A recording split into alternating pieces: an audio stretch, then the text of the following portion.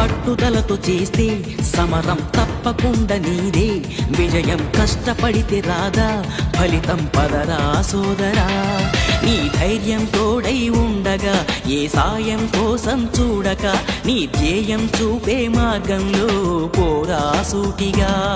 ఏనాడు వెనకడుగేయక, ఏ అడుగు తడబడనీయక, నీ గమ్యం చేరేదాకా దూసుకుపోరా సోదరా.